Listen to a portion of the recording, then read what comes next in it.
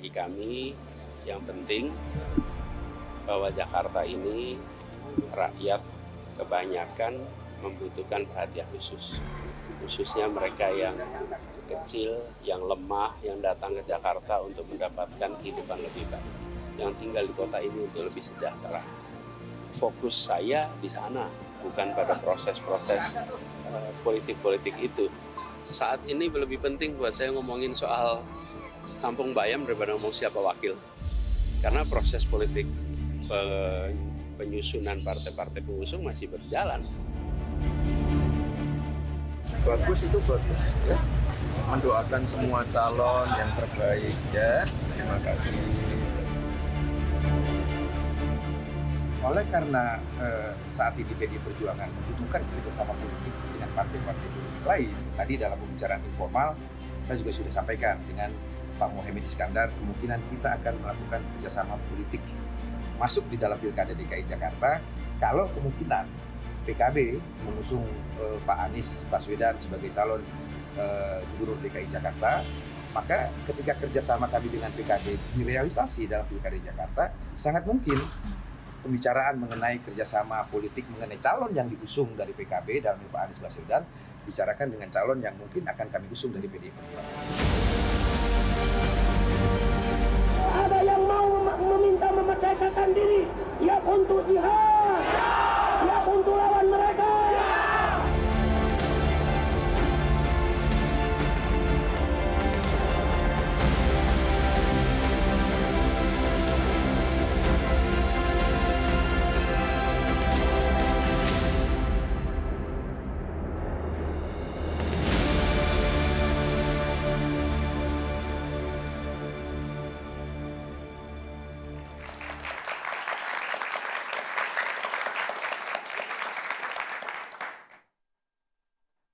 Selamat malam pemirsa, 2 bulan menuju pendaftaran calon kepala daerah dalam Pilkada Serentak 2024 khususnya dalam Pilgub Jakarta.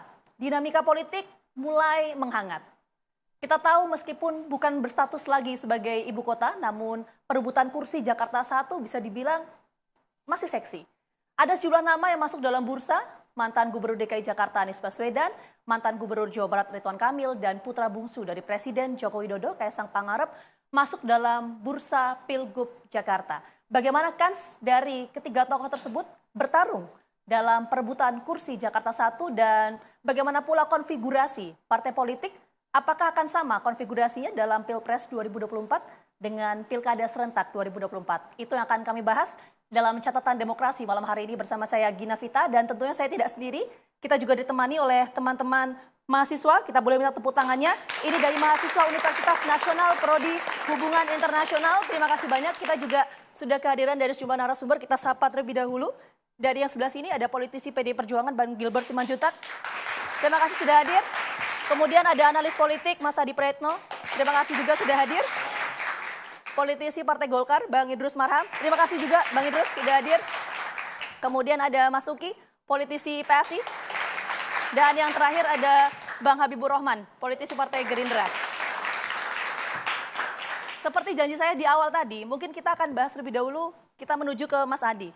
Mas Adi, kalau kita lihat ya, konfigurasi partai politik dalam Pilpres 2024 ini, peta pertarungannya apakah akan sama dalam Pilkada Serentak khususnya di Jakarta? Ya, saya kira ada kecenderungan Pilkada Jakarta ini semacam big match, tanding ulang yang mengkloning konfigurasi politik dalam Pilpres, yaitu kubu oposisi dan kubu penguasa. Nah, kubu penguasa per hari ini kecenderungannya itu ingin mengusung Ridwan Kamil untuk bertanding di Jakarta. Gerindra misalnya sudah definitif mengumumkan tertarik untuk mengusung Ridwan Kamil, disusul oleh PAN, bahkan Projo di situ, yang saya kira sebagai instrumen-instrumen yang bisa diukur betapa memang kawan-kawan yang tergabung dalam KIM itu intensinya untuk memajukan Ridwan Kamil. Dan pada saat yang bersamaan misalnya ada Anies Baswedan yang kita sebut sebagai antitesa dari kekuasaan politik hari ini yang sudah secara definitif diusung oleh PKB, kemungkinan besar akan segera bergabung PDIP dan PKS, dan sangat mungkin juga Nasdem ada di dalamnya. Ini kan yang tampak di permukaan. Tapi sayangnya Vita, saya mencatat sejumlah anomali dalam Pilkada Jakarta. Kenapa anomali? Pertama anomalinya itu ini Anies turun kelas terus terang. Ini adalah calon presiden, kemudian tanding ulang di Pilgub. Secara grade politiknya ini turun menurut saya. Ini kan yang sebenarnya menimbulkan begitu banyak resistensi belakangan. Pilpres aja kalah, gimana Pilgub? Oke, Mas Adi, sebelum kita bahas soal nanti detail per tokohnya, kita yang fokus dulu kok. Tadi kan Mas Adi menyampaikan bahwa ini rematch antara oposisi dan juga penguasa. Apakah artinya dalam pilkada serentak di tahun ini khususnya di Jakarta, apakah preferensi politik atau pilihan politik dari Pak Jokowi ini sudah pasti akan berbeda dengan partai pengusungnya waktu itu, PDI Perjuangan misalnya?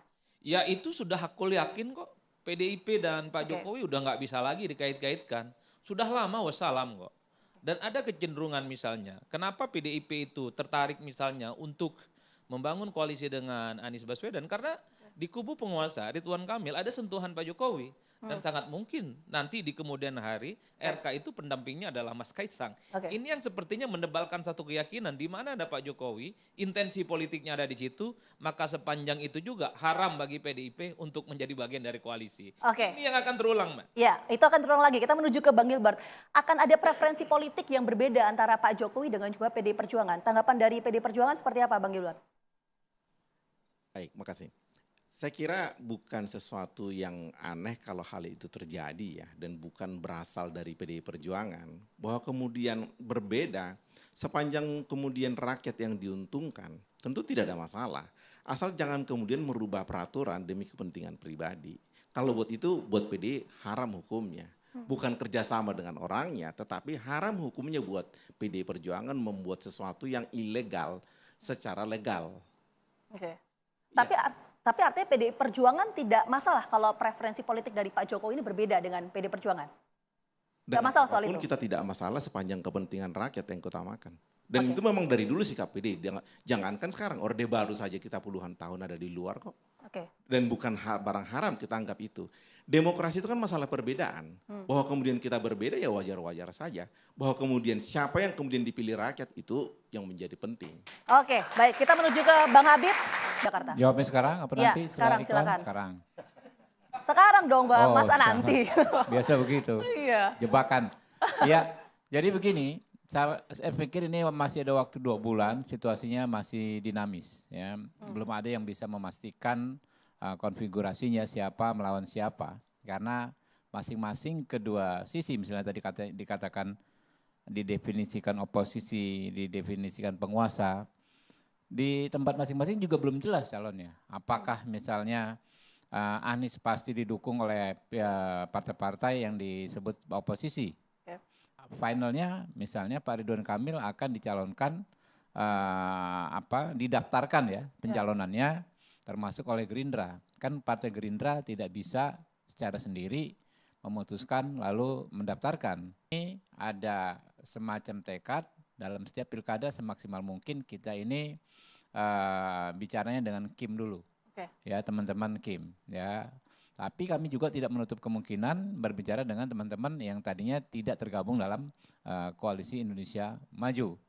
Nah, karena itu kami nggak bisa prematur ya bahwa kemungkinannya akan seperti ini ya, karena kami ini kan bicara harus ada pertanggungjawabannya ya.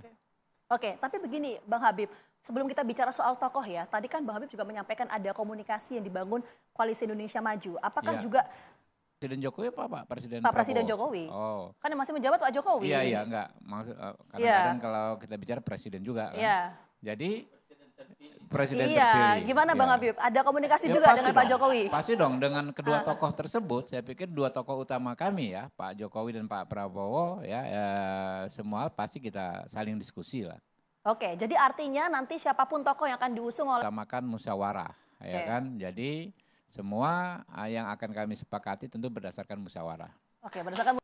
Iya, kalau langsung ke kita bahas dulu soal tadi konfigurasinya, rematch antara oposisi dan juga penguasa. Siap. Jadi kalau misalnya PSI ingin mengusung seseorang atau paslon, ini ada 3 variabel yang harus kita lihat. Yang pertama itu adalah akseptabilitas atau penerimaan publik terhadap si calon ya, yang dimana ini parameternya atau titik ukurnya itu adalah elektabilitas yang dari waktu ke waktu bisa saja berubah. Ya, yang kedua adalah kredibilitas si calon tersebut, dan yang ketiga itu adalah kapasitas Berbicara kapasitas, kita melihat apa yang pernah dia lakukan ya sepanjang karirnya di politik, riwayat karirnya lah di politik. Itu variabel yang pertama, udah 3 subvariabel ya.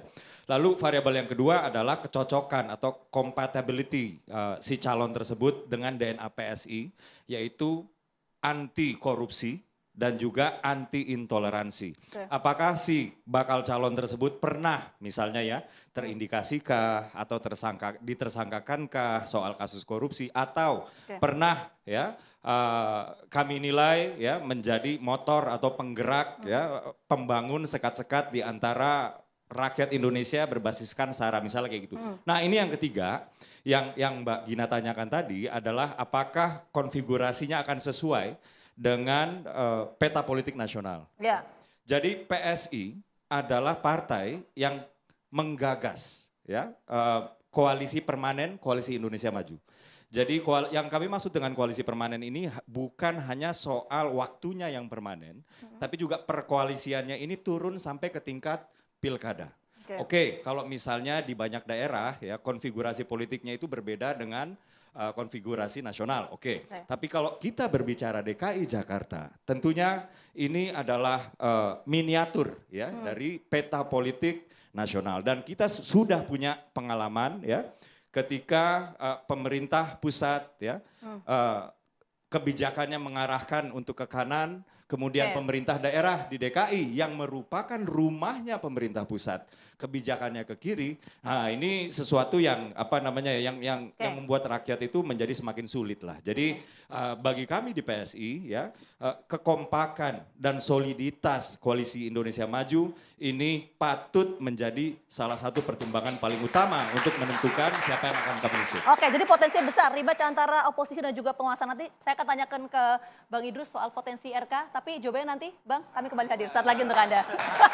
Sabar, tunggu.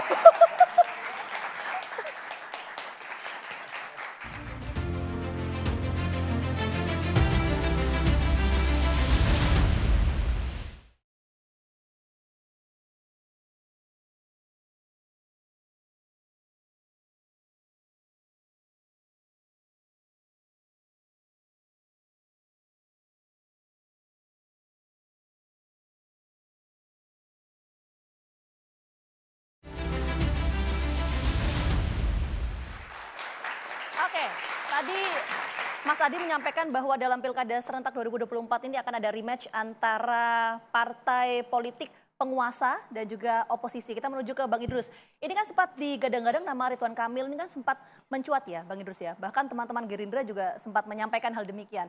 Ini Golkar apakah sudah menentukan sikap soal nama Ridwan Kamil yang akan diusung atau gimana Bang Idrus? Penentuan satu calon itu adalah akhir dari sebuah proses ya. Karena itu saya ingin menjelaskan terlebih dahulu tentang konstruksi berpikir di dalam memposisikan pilkada ini sebagai bagian integral dari pemerintahan yang ada di ke depan ini. Yang pertama adalah sukses pencalonan. Itulah yang kemarin kita ada Prabowo dengan Gibran. Itu sukses. Golkar pada waktu itu munasnya menentukan Pak Erlangga. Tetapi Pak Erlangga mengikhlaskan korban dan Golkar juga demi untuk pasangan ini. Kemudian yang kedua sukses pemenangan. Dan ini pun sudah dilakukan. Partai Golkar dari dukungan masyarakat yang diberikan ke Partai Golkar 75% diantaranya itu adalah mendukung Prabowo, Gibran. Ini yang kedua. Nah yang ketiga adalah bagaimana sukses kepemimpinan. Nah kalau kita bicara tentang sukses kepemimpinan maka sebenarnya persoalan dasar kita ada pada sistem. Mas Adi, ini sebagai guru sebagai dukun politik ini. Sistem presidensial dengan multi partai itu menyebabkan kekuasaan terbagi. Baik secara horizontal maupun secara vertikal. Itu yang dikatakan tadi Mas Uki. Jadi presidennya itu dari Gerindra, boleh jadi gubernurnya dari PDIP, ya Mas Gibran, kemudian bisa jadi dari partai-partai lain yang beda. Dan apalagi sampai ke kabupaten. Nah ini sebagai akibat daripada ini adalah maka hampir dapat dipastikan bahwa efektivitas ya pemerintahan di semua lini itu tidak bisa jalan. Kenapa? Karena di sini ada perbedaan, kita bicara tentang visi, kita bicara tentang ideologi, kita bicara ada macam-macam dan lain-lain sebagainya. Nah, oleh karena itu maka dalam rangka untuk meluruskan ini semua, sambil juga kita ancang-ancang bagaimana kita menata mendasar terhadap sistem ketatanegaraan. Oke, jadi artinya belum menentukan sikap sejauh ini karena ada berbagai macam pertimbangan tadi, Bang Idrus? Itu pasti akan berpikir bagaimana sukses kepemimpinan. Sukses kepemimpinan maka konsolidasi Kim mutlak harus dilakukan di suatu sisi, tapi di sisi lain juga harus ada kepastian kemenangan setiap pertarungan politik yang kita lakukan di semua tingkatan. Jadi di sini solid, tetapi tidak menang berarti di sini yang salah, tidak efektif. Dan oleh karena itu kalau misalkan nanti ada kesepakatan di sini bahwa ini kita dari Golkar terus terang aja sampai pada hari ini belum kita putuskan. Kenapa? Karena kita dari Golkar dalam menentukan itu tetap mengacu kepada sistem yang ada. Sistem Golkar bagaimana dari bawah dan dari bawah sekarang sudah jalan. Mulai daripada dari bawah, dari masyarakat, kemudian bagaimana di kabupaten, kemudian bagaimana di provinsi, kemudian pusat melakukan penelitian, survei, hasil survei nanti kita combine di sini bagaimana. Dan di sini nanti ada penjelasan, ada narasi ya yang bisa kita jadikan dasar untuk menentukan ini. Dan itu menjadi dasar. Ya, jadi artinya Golkar masih tetap menginginkan ya udah Ridwan Kamil maju aja di Jawa Barat. Ini kan Jawa Barat juga basis Golkar atau gimana? Bukan begitu. Tetapi jadi sekali lagi saya katakan tadi, Kim harus solid dalam rangka untuk menjamin efektivitas pemerintahan Prabowo Gibran ke depan. Dan oleh karena itu maka mestinya atau sejatinya ya pemerintahan dari pusat ini harus berapa persen ke bawah itu menjamin. Jadi gubernurnya berapa harus dimenangkan, kabupaten kota berapa harus dimenangkan. Dengan demikian maka seluruh program-program pusat, visi misi yang tergambarkan oleh Prabowo Gibran itu dapat berjalan dengan Bang Idrus, tapi pertanyaan saya belum terjawab. Soal tadi teman-teman Gerindra kan sempat menyampaikan kalau Ridwan Kamil maju aja lah di Jakarta gitu. Teman-teman Gerindra menyampaikan. Nah, itu kenapa? Karena itu dalam rangka implementasi bagaimana Kim ini bisa solid. Tetapi tentu nanti di dalam pertemuan yang kita lakukan itu ada narasinya. Kenapa? Karena kita ingin menang. Karena di sini bukan hanya sekedar mencalonkan. Kita tidak mau jadi calon, tapi kita ingin calon jadi. Gitu loh. Jadi Ridwan Kamil tidak mau hanya jadi calon, tapi ingin jadi calon jadi di DKI Jakarta misalkan. Nah, bagaimana caranya? Harus ada alasannya, harus ada narasinya dan lain-lain sebagainya. Nah, tetapi yang saya ingin katakan adalah sistem ini, ya Mas Adi, Mas Gilbert, ini yang perlu kita tata sebenarnya. Jadi sistem presidensial multipartai menyebabkan kekuasaan terbagi dan akibatnya efektivitas pemerintahan tidak berjalan dengan baik. Baik, kita menuju ke Bang Habib sebelum ke Mas Adi. Bang Habib, soal nama RK ini kan sempat muncul dari teman-teman Gerindra ya untuk maju di Jakarta. Itu gimana Bang Habib? Ya, kami menyerap aspirasi yang ada di konstituen kami terutama. Ya, ada banyak nama ya, ada beberapa nama. Ada Mas Budi, ada Mbak Rahayu Saraswati, ada juga Pak Ridwan Kamil. Nah, itu yang disampaikan oleh Ketua Harian kami, Pak Sufmi Dasko, beberapa waktu yang lalu. Tapi tentu kita harus memahami pengambilan keputusan terkait pencalonan ini kan berjenjang, ya kan. Pertama, ya situasi yang harus diperhitungkan adalah bahwa memang kami tidak memiliki jumlah kursi untuk memutuskan sendiri. Karena itu siapapun calon yang akan kami dukung, apakah Ridwan Kamil atau siapa saja, harus berbicara dengan partai-partai politik yang lain. Kalau misalnya ada aspirasi soal Ridwan Kamil di Jakarta, kita akui itu memang banyak. Aspirasi itu banyak. Tapi ketika Pak Dasko menyampaikan itu ke publik, apakah sudah komunikasi dengan Partai Golkar? Itu dalam konteks komunikasi justru. Justru itu salah satu bentuk komunikasi ya, bahwa memang di Gerindra, di konstituen Gerindra muncul nama tersebut. Di konstituen Gerindra muncul nama tersebut. Tapi sebelum, maksud saya begini, sebelum menyampaikan itu ke media, sudah sempat berbincang secara informal belum ke Partai Golkar? Bahwa akan maju nih RK di Jakarta gitu? Enggak, kan itu kan belum diputuskan. Keputusan terkait pilkada ini kan ketika didaftarkan dengan dokumen KPU tersebut, ya. Dan itu nggak bisa satu partai, itu kita ulangi lagi. Jadi namanya komunikasi bukan hanya menjelang pilkada, Mbak.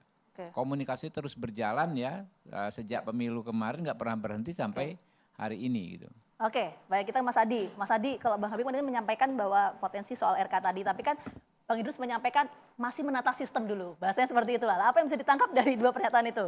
Ya saya kira memang ini bagian dari komunikasi politik ya. Iya. Sebentar Bang Idrus. Jadi menata sistem di sini adalah dari bawah. Oke. Ya, jadi kita dari bawah dan saudara Dr. Aceh sebagai ketua Partai Golkar di Jawa Barat tentu akan juga informasinya seperti apa.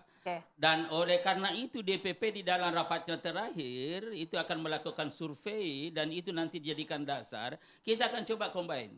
Bagaimana aspirasi dari bawah, dari Jawa Barat, dari DKI Jakarta, dan setelah itu kita baca pemetaan yang ada, dan ini jadi ada di situ. Iya, masih. Apalagi ini kan masih 2 bulan, kita akan lihat. Tetapi sekali lagi, apa yang disampaikan oleh Mas Habib dari Gerindra, kemudian dari PSI oleh UKI, itu kan kita sudah hampir sama di sini bahwa bagaimana Kim ini solid tidak hanya di tingkat pusat tapi juga di bawah. Ya, kita tangkap poinnya Bang Idrus. Kita berikan kesempatan yang sama ya. Mas Adi silakan. Apa yang bisa kita baca dari dua pernyataan tadi itu? Kalau saya sederhana, kenapa nama Ridwan Kamil yang menguat dari Kim bukan nama-nama lain? Karena kalau kita usur berdasarkan survei-survei yang kuantitatif, maka sosok yang relatif kompetitif bisa menyaingi Anies Baswedan di Jakarta hanyalah Ridwan Kamil dari kubu Kim. Itulah yang tadi saya sebutkan di awal. Ada sejumlah anomali sebenarnya dalam pilkada. Partai sebesar Gerindra, pemenang Pilpres, ini justru menyorongkan nama kader Partai Golkar, bukan nama kader internal Gerindra.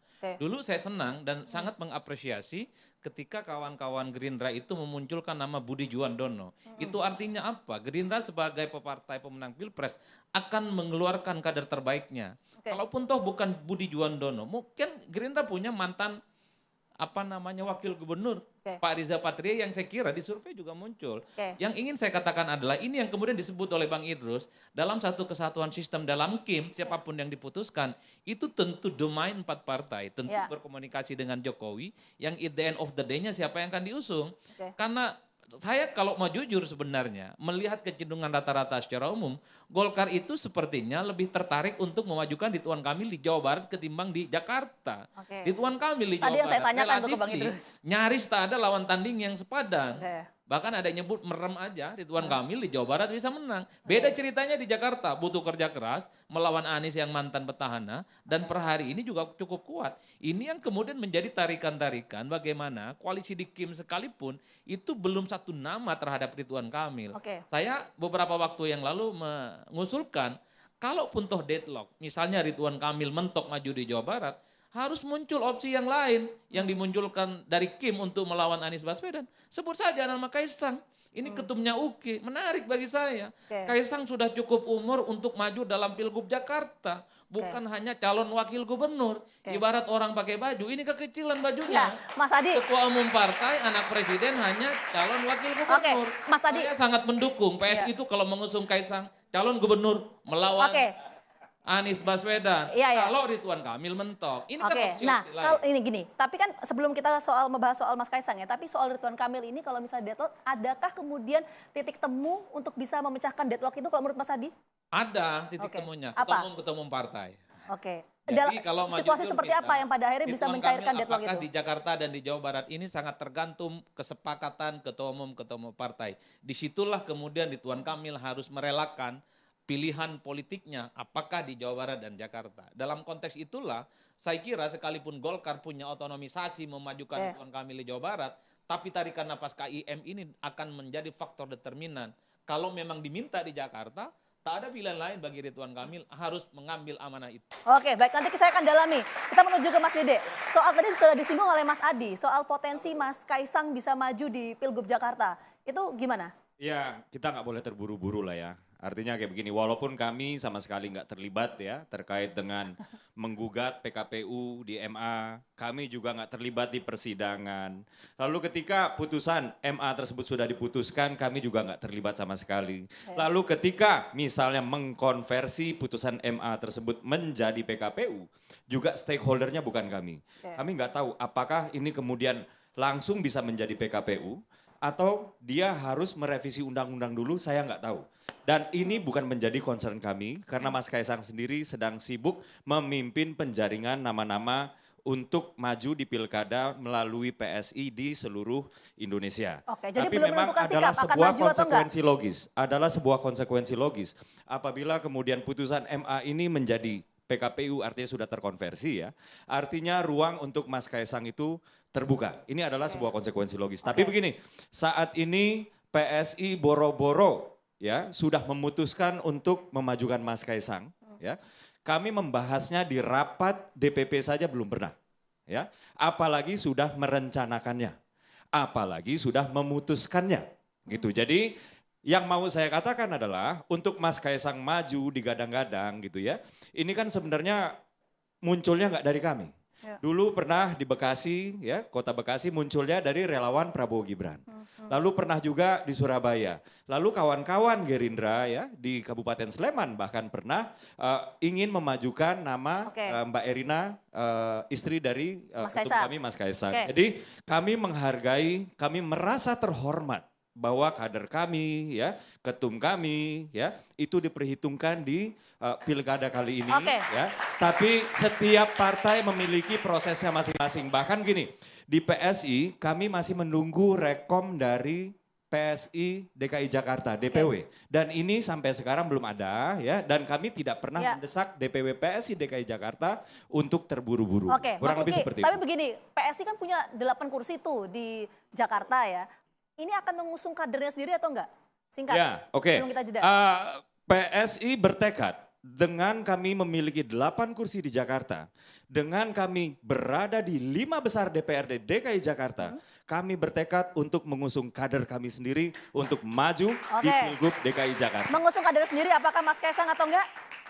Ini belum tentu. Oke, belum tentu ya. Nanti kita lihat prosesnya Nanti ya. kita minta tanggapan dari Bang Gilbert, tapi kita jeda dulu. Kami kembali hadir saat lagi untuk Anda.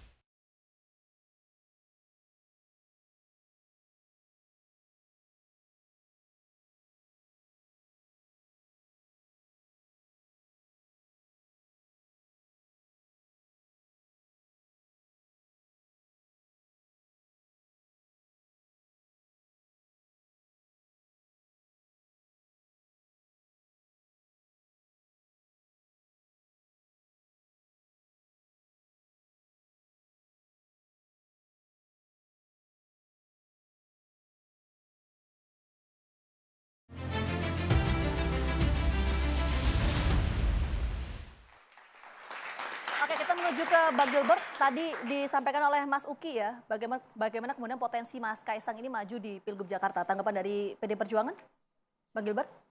Saya kira itu diwujudkan saja begitu, jangan kemudian cuma wacana. Karena kita juga berharap bahwa hal-hal seperti ini bukan kemudian, saya berharap sekali gitu loh, biar masyarakat bisa menilai.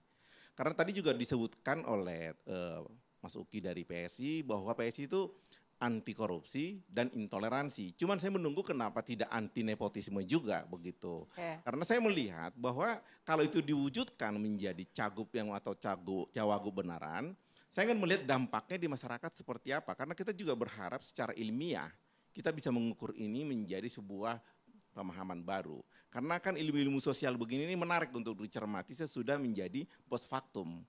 Nah, saya melihat bahwa kalau ini kemudian bisa terjadi nepo baby di mahkamah keluarga dan juga di mahkamah anak untuk kemudian usia, kenapa kemudian kita tidak coba wujudkan ini menjadi calon yang sesungguhnya untuk kemudian kita sama-sama menilai apa yang terjadi di masyarakat. Oke, Bang Gilbert melihat ini hanya sebuah wacana atau bagaimana? Ya selama belum didaftarkan kan masih wacana. Oke, nah kita jadi tanya. daftarkan saja. Begitu. Oke, nah gimana itu Mas Uki? Ini potensi Mas Kaisang maju ini hanya sebagai wacana tes the water aja atau gimana? Iya, balik lagi ya bahwa seluruh proses yang terjadi di Mahkamah Agung itu Mas Kaisang dan PSI itu tidak terlibat sama sekali. Bahkan penggugat itu dari Partai Garuda di mana kami di PSI itu tidak pernah berkomunikasi kecuali ketika kami berkomunikasi soal pemenangan Pak Prabowo dan Mas Gibran ya, karena kami berada di satu koalisi. Tapi terkait dengan gugatan Partai Garuda tersebut kami tidak pernah berkomunikasi sama sekali satu kali pun. Itu catatan yang pertama ya. Bahwa kemudian ada konsekuensi logis ya dari putusan tersebut yang membuka ruang untuk Mas Kaisang, itu sesuatu yang tidak dapat kami hindari. Tapi yang satu hal yang pasti begini, apakah putusan MA tersebut kemudian menjadi PKPU, tadi kan saya sudah katakan bahwa ada prosesnya. Proses yang pertama misalnya yang saya tidak tahu persis ya, apakah dia langsung ke PKPU? Nah ini berarti yang menjadi stakeholdernya adalah KPU bukan kami. Apakah kemudian ada undang-undang yang harus direvisi, kami juga nggak tahu ya. Apabila memang jalannya adalah ini, maka ini adalah kawan-kawan fraksi di DPR RI yang punya gawean. Justru kalau mereka, kalau ditanya siapa yang punya kepentingan, yang bisa mengotak-atik ini bukan kami. Kurang lebih sih seperti itu ya. Jadi soal didaftarkan atau tidak didaftarkan, ya PSI sih nurut menjaring nama-nama potensial di seluruh Indonesia dan sampai dengan saat ini nama Mas Kaisang belum ada ya di bursa internal PSI sendiri. Belum ada di bursa internal PSI. Belum Tapi ada. kalau kita mendengarkan pernyataan dari Ketua Umum Anda, Mas Uki, Mas Kaisang kan sempat menyampaikan ke publik bahwa siap untuk maju. Ketika doorstop itu ditanyakan apakah Mas Kaisang akan maju atau menanggapi apa yang sudah disampaikan oleh Ketua PKB DKI yaitu Pak Hasbiala Ilyas tentang Mas Kaisang yang namanya disebutkan ketika Mas Anies itu dideklarasikan. Kami akan menjalankan itu, ini semua masih jauh. Artinya kalau saya boleh berpantun sedikit ya. Pinjam soal majunya Mas Kaisang, Bang Gilbert. Ya tentu internal mereka kita tidak campuri dan bahwa kemudian dikatakan tidak ada pendaftaran segala macam. Ini kita bicara politik. Saya kira ada beberapa juga teman yang sudah karatan ya. Bahwa di dalam politik kita tidak pernah menemukan hitam putih. Tetapi kemudian kita bisa merasakan baunya, kita bisa merasakan warnanya tanpa terlihat. Itu melalui insting, melalui informasi terbatas dan segala macam. Apakah kemudian keputusan itu berjalan sebegitu saja tanpa campur tangan tenaga atau power yang begitu luar biasa? Siapa yang bisa merubah MA? Bayangkan bisa berubah pendaftaran, berubah menjadi pelantikan. Di mana-mana masuk SD pun bukan usia lulus yang dicantumkan, tapi usia pendaftaran. Bagaimana bisa calon wakil gubernur, calon gubernur usia pelantikan, usia lulus yang didaftarkan? Ini saya kira ini mahasiswa juga mempunyai logika yang tidak bisa kita rubah karena mereka ada juga kalangan intelektual. Mereka yang menjadi pangsa pasar untuk isu ini. Apakah mereka menerima hal seperti itu? Apakah mereka mempunyai juga legitimasi untuk mendapatkan itu? Seandainya mereka bukan anak seorang petinggi. Ini sesuatu hal yang kemudian kita mesti lihat. Bahwa kemudian dikatakan kami ini, tidak ini segala macam. Sekali lagi politik itu tidak pernah hitam putih. Tetapi kita bisa meraba rasakan, kita bisa mencium baunya, aromanya. Tapi dengan putusan MA ini, PDI Perjuangan meyakini nggak bahwa Mas Kaisang ini akan melenggang di Jakarta 1? Saya tidak dalam posisi itu karena belum di lapangan yang sama. Ini kan pertama-tama bereskan dulu landasannya. Kemudian kapalnya mau landing atau tidak. Tapi yang penting landasannya sudah dibikin segala macam. Kita semua tahulah dalam hal begini nih, politik itu juga buat para mahasiswa, ya seperti itulah kondisinya. Tetapi kemudian insting kita akan terbentuk dengan kita sering diskusi, mendengar senior, kemudian juga membaca keadaan. Itu dibentuk. Tidak ada ilmu di dalam politik yang berasal dari buku. Nah tadi kalau Bang Gilbert menyampaikan soal bahwa ya ini kan masih wacana ya, tapi landasan sudah terbentuk. Tapi kan ini ada suara dari teman-teman DKI Jakarta di Jakarta ya, khususnya dari PKB yang mengusulkan ya udah dipasangkan aja misalnya Mas Anies sama Kaisang. Nah itu gimana PDIP melihatnya? Kemarin juga diskusi itu ada, dan saya hadir di situ waktu kemudian teman dari PKB ditanyakan juru bicaranya. Kata mereka itu seloroh, jadi saya juga susah menanggapi karena itu masih seloroh dari Pak Hasbi, Ketua DPW DKI. Kalau diwujudkan baru di sini saatnya kita kemudian berada di lapangan yang sama. Kalau cuma di awang-awang menunggu tanggal 27 Agustus pendaftaran, semua menjadi sumir, menjadi semacam wacana. Tapi kalau misalnya itu kejadian menerima atau enggak PDI Perjuangan? Kan ini kita berandai-andai. Kita tidak dalam posisi menerima atau tidak. Kita dalam posisi kita ada di lapangan yang sama, mari bertarung. Ada di lapangan sama dan mari bertarung.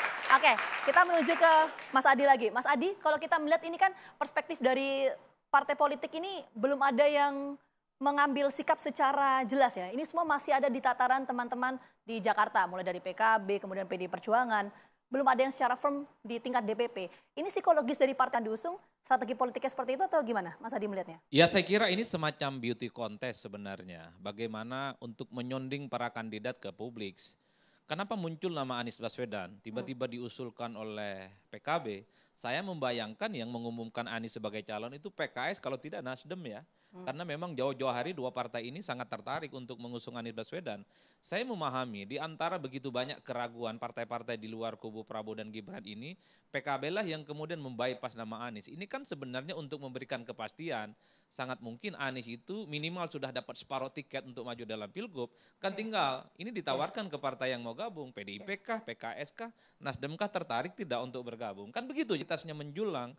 Kalau persoalan kinerja, rekam jejak, itu debatnya bisa 40 hari nggak kelar-kelar itu kita. Okay. Panjang ceritanya, karena banyak juga bolong-bolong yang harus disampaikan secara terbuka. Yang ingin saya tegaskan, kalau Anies itu tidak memiliki elektabilitas kuat, tidak mungkin akan diusung oleh PKB. Begitupun dengan partai-partai lain nggak tertarik. Dalam konteks itulah kemudian saya memahami ketika Kim itu menyodorkan nama Ridwan Kamil. Karena Ridwan Kamil yang secara rasional diyakini mampu bersaing secara sehat dan kompetitif melawan Anies Baswedan. Cuma di Jawa Barat yang menurut kalkulasi Bang Idrus itu rasa-rasanya tanpa mendahului kehendak Tuhan kok gampang untuk menang di Jawa Barat. Kan begitu. Oleh karena itu saya memang agak sedikit provokatif. Kalau ini deadlock, RK nggak mau di Jakarta, harus ada second plan yang dimunculkan dari Kim. Satu-satunya sosok yang menurut saya bisa bersaing dengan Anies adalah Kaisang Pangarap. Saya kira baik. Bukan yang lain. Kita ke Bang Idrus. Tadi kan Mas Adi sempat menyampaikan ya Bang Idrus ya ada deadlock nih antara Gerindra dan juga Golkar soal pengusungan dari Ridwan Kamil. Saya kira itu betul nggak? Belum deadlock. Ini kan dalam sebuah proses dan kita katakan bahwa kita ingin Kim ini solid. Untuk memastikan bahwa pemerintahan Prabowo Gibran berhasil, sukses dari pusat sampai ke bawah, dan agar supaya berhasil di bawah ini maka pilkada ke depan ini kita harus menang lebih besar. Ya ini itu. Nah salah satu diantaranya adalah survei. Itulah sebabnya 1-2 minggu ini saya tadi Mas Gibran itu akan keluar survei dan tentu kita umumkan dan itu nanti menjadi bagian daripada dasar untuk menentukan di dalam kesepakatan Kim yang kita itu dan juga tentu Ridwan Kamil misalkan ke Jakarta. Ya komitmen kita bersama sebagai anggota Kim ini untuk memastikan bahwa mesin politik kita jalan, ya caleg-caleg kita yang kemarin yang sudah terpilih itu juga bisa jalan untuk memastikan, karena untuk memenangkan sebuah pertarungan politik itu tidak hanya sekedar satu pihak, tetapi harus secara kolektif kita jalan. Ya, silakan Bang Habib langsung ditanggapi tadi pernyataan dari Bang Idrus. Soal tadi ada deadlock antara partai Gerindra dan juga Golkar. Anda membantah juga Bang Habib? Tadi kan Mas Adi yang menyampaikan itu. Jadi sudah bolak-balik nih Mbak Vita bicaranya. Apa Ini yang saya sampaikan disampaikan juga dengan Bang itu hal yang sama sebetulnya ya, bahwa prosesnya sedang berjalan ya. Tunggu saja nanti putusannya bulan Agustus. Nanti kita tunggu ya sampai Agustus. Silakan singkat. Ya, saya sebenarnya mau bertanya nih kepada teman-teman Bang Idrus, Mas Uki sama Pak Habib. Kapan kemudian batas usia dinolkan begitu loh? Karena udah ada beredar foto-foto anak yang dibagikan di sekolah nih.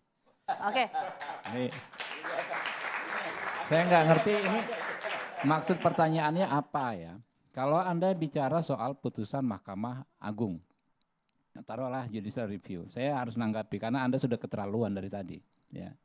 Jadi kita ini dejavu. Kalau Anda bilang dejavu, saya dejavu juga. Dejavu kejadian ketika ada putusan MK. Anda serang rame-rame, Anda bully rame-rame, Anda fitnah rame-rame. Secara politik, rakyat sudah menghukum Anda dan rekan-rekan Anda. Hancur kalian. Cuma dapat 16%. Secara hukum, putusan Mahkamah Konstitusi, berbagai putusan, 3-4 putusan, ya, termasuk putusan yang terakhir, sengketa Pilpres, dinyatakan tuduhan-tuduhan tersebut tidak terbukti. Sekarang Anda ingin ulangi lagi, katakan tadi bertarung di ring yang sama, enggak apa-apa. Silahkan rakyat yang menilai. Ya jadi gini, taruh ya. Anda tadi katakan adik-adik mahasiswa. Sejarah membuktikan generasi milenial, Gen Z telah menentukan pilihan. Mereka tidak bisa dimanipulasi dengan narasi-narasi penuh fitnah. Ya. Narasi-narasi penuh tuduhan yang memang nggak pernah terbukti. Silakan mereka memilih gitu loh. Oke, baik. Kita boleh tepuk tangan. Ini sebetulnya kita tidak membahas soal itu. Kita bicara soal konfigurasi partai politiknya ya. Kita bahas soal konfigurasi. Keterlaluan, nggak apa-apa. Kita kan diskusi nggak apa-apa. Tanggapi saja. Biar kita fokus. Kita nggak takut berdiskusi, bagus. Ini kan adik-adik teman-teman menilai semua. Saya tuh agak bingung ya. Sebentar. Nggak apa-apa. Saya mesti luruskan dulu. Saya tidak menyerang pribadi sehingga saya juga tidak. Saya juga nggak menyerang pribadi kok, enggak. Tapi pertanyaan saya tidak Anda. Keterlaluan. Pertanyaan Anda, menurut saya keterlaluan. Saya tidak keterlaluan. Anda yang kurang baca saya media. Bisa. Anda tidak baca media. Saya berhak menganggap saya keterlaluan. Anda yang tidak baca media, Anda tidak berkaca, gitu loh. Anda tidak melihat sejarah. Sudah terjadi, Anda hancur, gitu kan? Oke, yang baik. pertama, yang kedua. Sebentar. Enggak. Saya harus meluruskan. Karena ini. Oke, enggak. Kita bahasnya soal konfigurasi partai politik di Pilkada serentak 2024 ya. Nanti apakah akan ada tokoh-tokoh baru yang juga akan diusung oleh partai politik? Kita akan bahas saat lagi untuk gitu Anda. Loh, jangan dikira kita takut diskusi.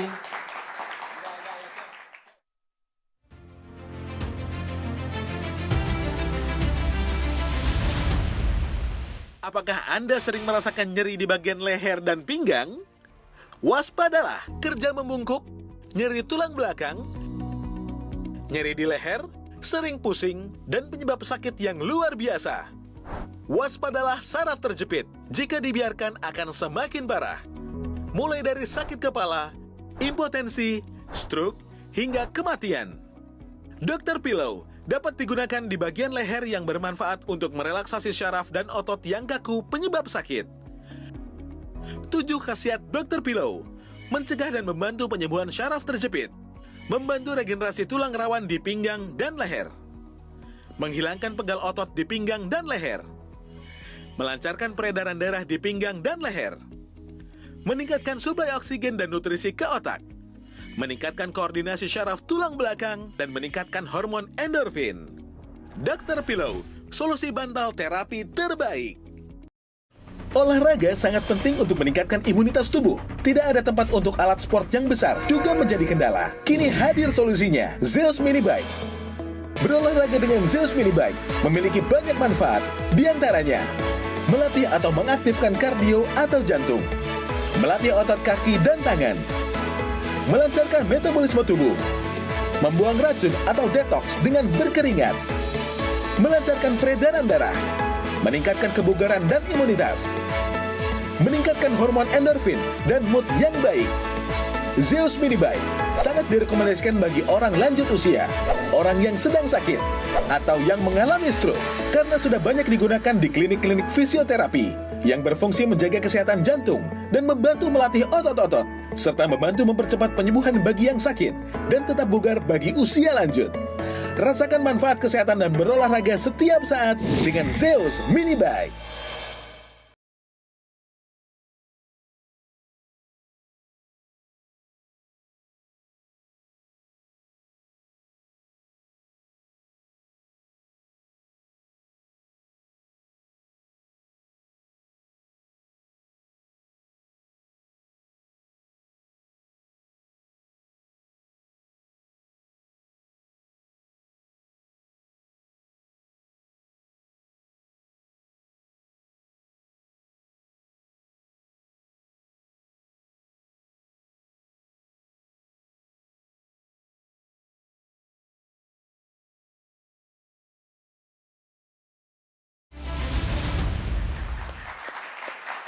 Oke, yang menarik untuk kita amati bersama adalah 2 bulan lagi menjelang pendaftaran calon kepala daerah di Pilkada serentak 2024 khususnya di Jakarta. Apakah akan ada nama-nama baru atau sosok-sosok baru di luar nama-nama yang selama ini sudah ada di survei?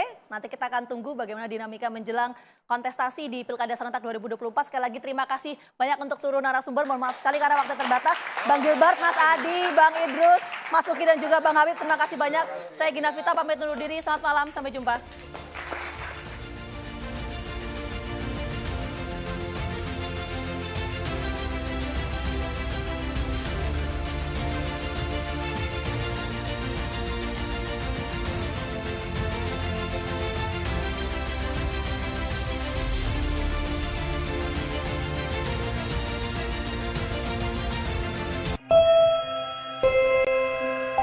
Apakah Anda sering merasakan nyeri di bagian leher dan pinggang?